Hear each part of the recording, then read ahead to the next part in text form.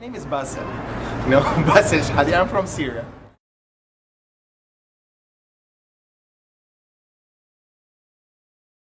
I don't feel like I at all.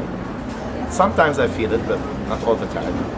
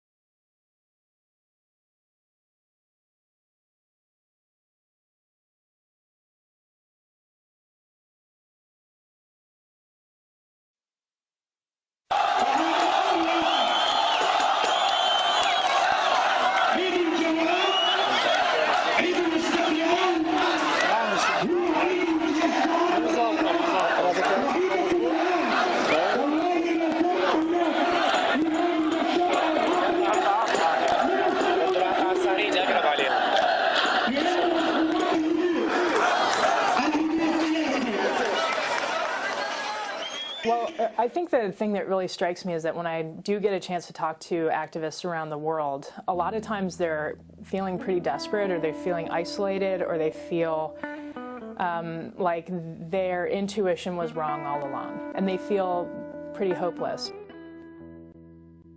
If your intuition is that nonviolent resistance works, you're right. You know, it actually does work. It's the most reliable source of change in the world according to our data, and it's not just the most reliable source of success, it's the most reliable source of being able to live in a society you want to live in after a conflict is already over.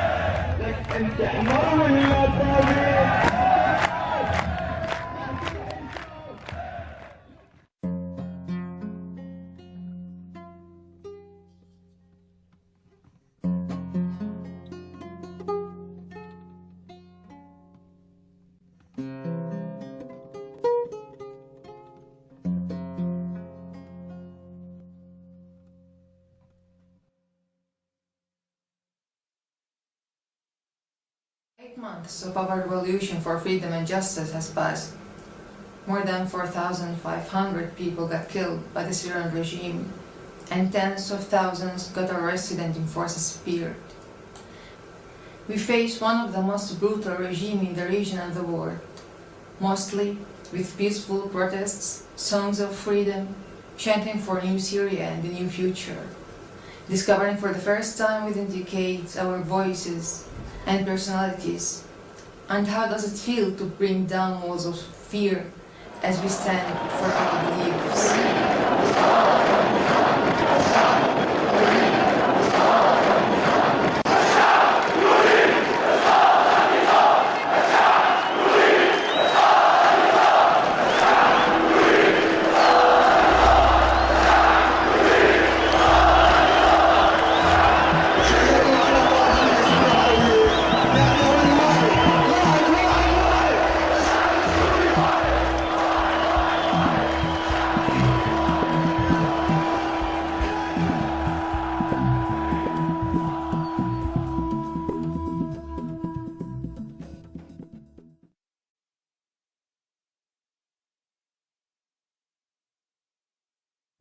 In general, it has been, nonviolence, I think, is preferred by any serious person. You only resort to violence as a last resort. But I don't presume to tell Syrians what they ought to do. They have to work that out for themselves.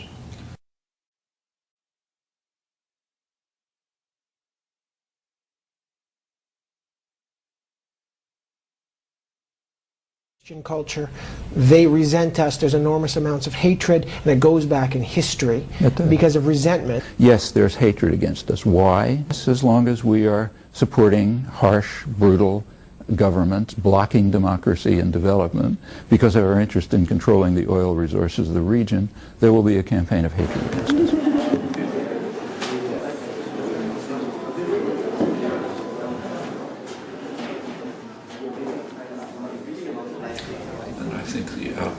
Resort to violence is likely to be extremely destructive. violent means generally, typically place into power those who have used them successfully and will continue to use them, often very brutally.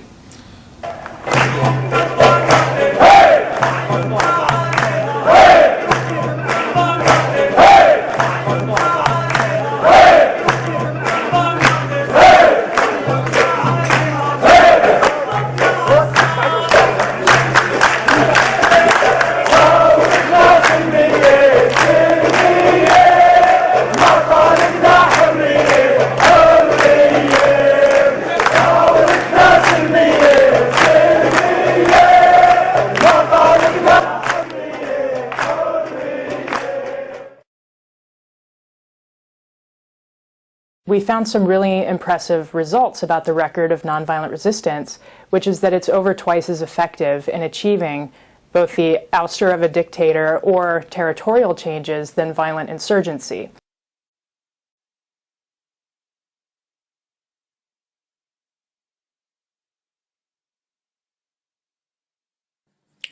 My name is Aygric Chenoweth. I'm an author and a scholar of civil resistance. I'm in solidarity with the Syrian people. I reject the brutality and killing that the Syrian authorities are committing against the unarmed Syrian people. And because silence is participation in this crime, I declare my participation in the resistance through the Syrian sit-in on YouTube. There are three major differences in societies that have experienced nonviolent resistance compared with those that have experienced violent resistance. In countries where there's been nonviolent resistance, they're much more likely to emerge from the conflict democratic. They're much more likely to emerge with a lower probability of relapsing into a civil war. And they're also much more likely to experience fewer civilian casualties during the conflict itself. As an example, in Syria today, the UN reports that officially 3,500 civilians have been killed in the course of the conflict. And this is a very large and disturbing figure, but it's nothing compared with the 40,000 plus that were killed in just 3 weeks of shelling of the city of Hama back in 1982, and the 200,000 people who had to flee the city for their lives.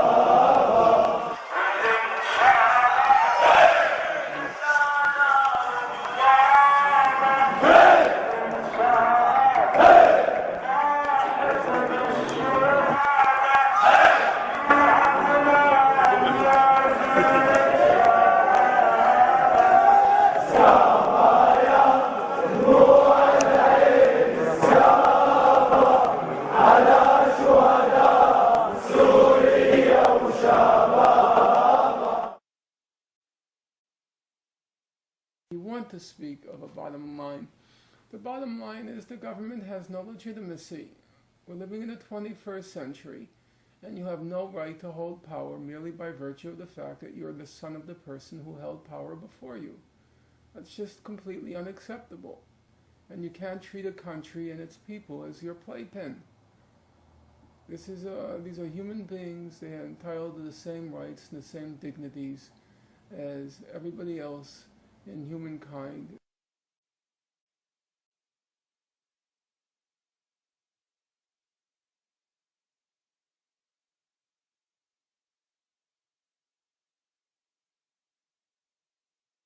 Go ahead. Hi. During your speech, you made a lot of references to Jewish people as well as certain people in your audience, not Jewish people in general, but certain people, especially in your audience, to Nazis. Now, that is extremely offensive. I don't like and I don't respect the crocodile tears the crocodile tears. The Jews did not take arms against My late father was in Auschwitz concentration camp. My late mother was in Majdanek concentration camp. Every single member of my family on both sides was exterminated. Both of my parents were in the Warsaw Ghetto Uprising. And it's precisely and exactly because of the lessons my parents taught me and my two siblings that I will not be silent when Israel commits its crimes against the Palestinians. And I consider nothing more despicable than to use their suffering and their martyrdom to try to justify the torture, the brutalization, the demolition of homes that Israel daily commits against the Palestinians. So I refuse any longer to be intimidated or browbeaten by the tears. If you had any heart in you, you would be crying for the Palestinians, not for what's being done.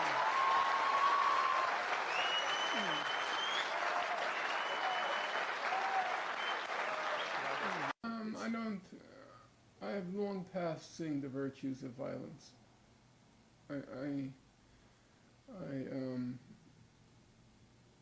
I used to see some virtue in it, some rightness in it, some inevitability in it, but I can't see the virtue. No. It's a cliche, but it's true. It's very corrupting. And I'll be honest with you, I found it very difficult to disagree with Nasrallah at the beginning because I respect him very much and I respect the Hezbollah very much.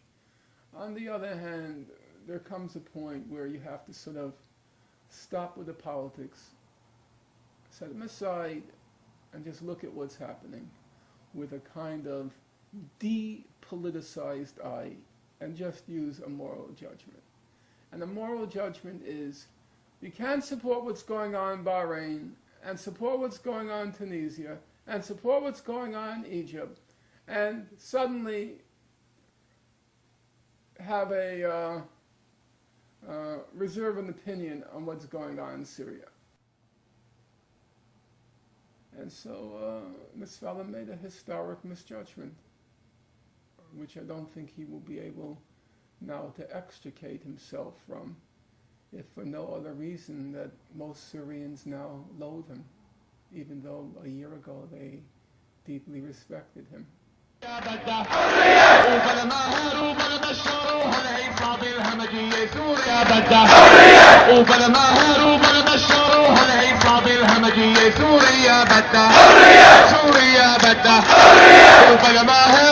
بشروها العصابة الهمجية سوريا بدها سوريا بدها ويلعن روحك يا حافظ على الخلفة المأزية سوريا بدها سوريا بدها ويلعن قناة الدنيا والقناة السورية سوريا بدها سوريا بدها ويلعن قناة الدنيا والقناة السورية سوريا بدها سوريا بدها ولما حقنا ردنا سمونا إرهابية سوريا بدها سوريا بدها ولما حقنا ردنا سمونا سلمية سوريا بدها سوريا بدها.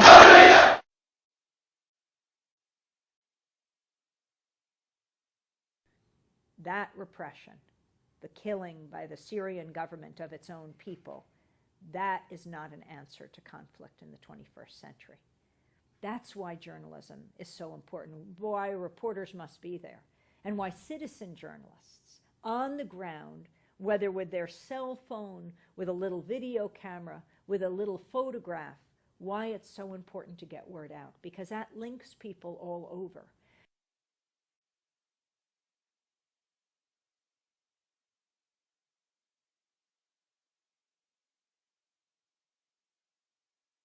This is Democracy Now!, democracynow.org, the War and Peace Report. As we turn now to Syria, the government crackdown on protesters in Syria has reached a new level of violence just as prayers ended Monday, the first day of the Muslim holy month of Ramadan. At least 6 people were killed earlier today, pushing the toll to at least 150 over the last 2 days. An attack on the central city of Hama began on Sunday when more than 100 people were killed by government forces, continued into Monday with another 24 dead across the country. Syria has banned most foreign journalists, making it hard to verify exactly what's happening there. I have just gotten someone on the phone within Syria, and it's very difficult to do this. So we want to go right to Razan Zaitouna, who is the lawyer, human rights activist in Damascus, who's been reporting on the recent protests. The Syrian government knows what it's doing when it says no to reporters, because it knows that the brutality that will be reflected in those pictures, those images that get out, is what's going to undermine them. It undermines injustice. It undermines lack of democracy. It exposes the truth. The reason the Syrian government has banned the journalists is because it knows no army is more powerful than a single camera showing the injustice of that image. Armed men against defenseless people. يا وطننا ويا غالي بيا باردوا عليا يا وطننا ويا غالي هبت من درعا ثورة بتنادي بالحرية يا وطننا ويا غالي طالع خيل وجاسم والقورة الحورانية يا وطننا ويا غالي والشام يا بخت الشام والمراجل الخلدية يا وطننا ويا غالي وسباع يا باب سباع والمراجل الخلدية يا وطننا ويا غالي رستم تلبيسي وبياضة مقابر للبعثية يا وطننا ويا غالي طرطوس منبع ناموس ويا محلاها اللدئية يا وطننا ويا غالي يا ربي حما حامية أهل الفدا نشمية يا وطننا ويا غالي والشهبة كلها تنام وتصحى رجال الحامية يا وطننا ويا غالي. So if I were a Syrian activist, there are a few different mistakes that I could make. The first is thinking that I need to succeed right away or the movement is over. So I see a lot of activists sometimes thinking that because we've been at this for a couple of months and we feel like we're in a kind of a stalemate situation, we need to escalate our tactics to violence in order to win.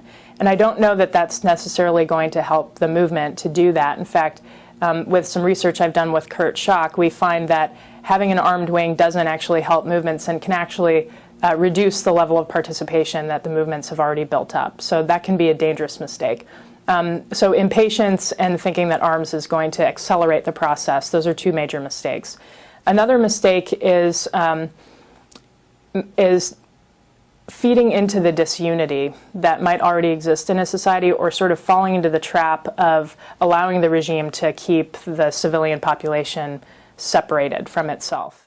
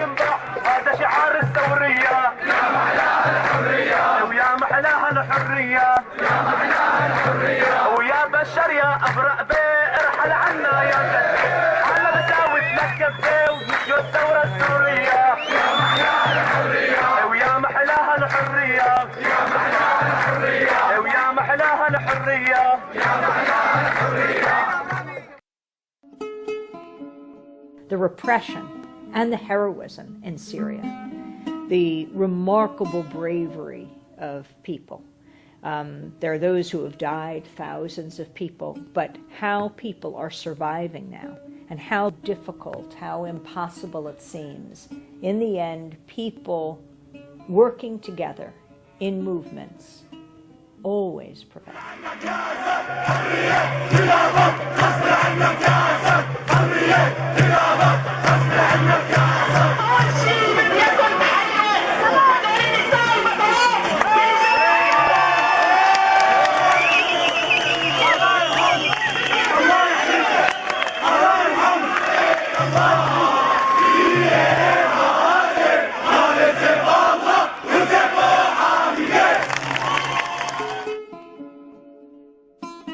At this moment, you know, the expression in English, you strike while the iron is hot.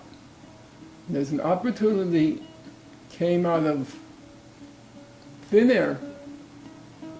There's now this opportunity to free the Arab Muslim world from this dead weight that they've had to bear for nearly a century now. And opportunities in politics come and go. You miss them, and you may have to wait a very long time before it happens again.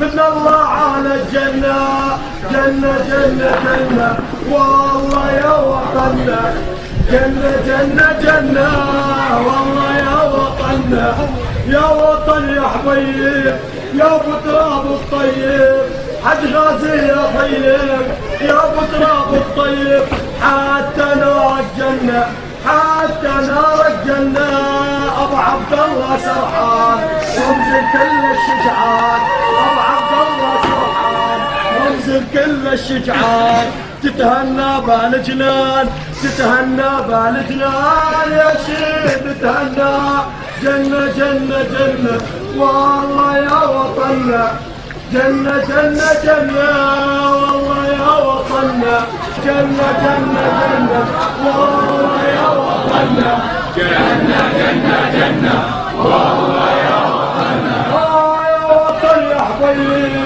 يا ابو تراب الطيب يا وطن يا حبيب يا ابو تراب الطيب.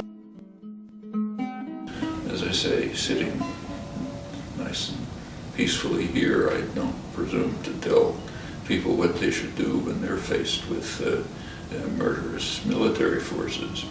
But the courage of the resistance has been very impressive and inspiring, and difficult as it may be, I think pursuit of a nonviolent approach will be the best method of bringing in proper international support and indeed undermining the forces of violence themselves.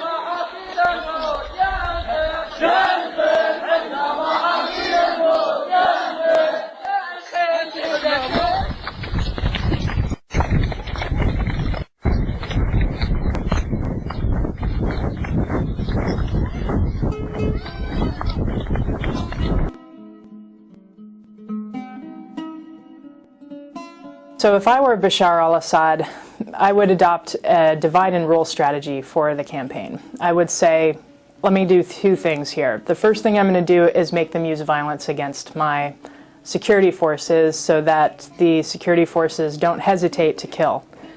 So I'm going to try to provoke them into taking up arms against me. The second thing that I'm going to do is try to sow divisions within the different groups in my society that I already know have tensions. So I'm going to try to make it impossible for the Alawites, the Christians, the Sunni Muslims, and the other people in this country to come together in unity. So I'm going to try to stoke tensions between them and make sure that they're divided. And I'm going to try to terrorize people. And the reason I'm going to try to terrorize them is because I know that I cannot repress them. I can't do it forever. So I'm going to try to use terror to just scare them so that they don't come out of their houses and join this revolution. So even Adolf Hitler knew, as we now know from his writings, that no dictator can rule by force alone, that they have to have a psychological power over the people, and they do that by scaring the living daylights out of them. So I'm going to do some really nasty things, and I'm going to do it really publicly, and I'm going to make sure that people know that I'm willing to do these horrible things to people to stay in power so that they won't continue to rise up against me. So that's essentially my strategy, and so far it's not working, but maybe it will the more I apply pressure.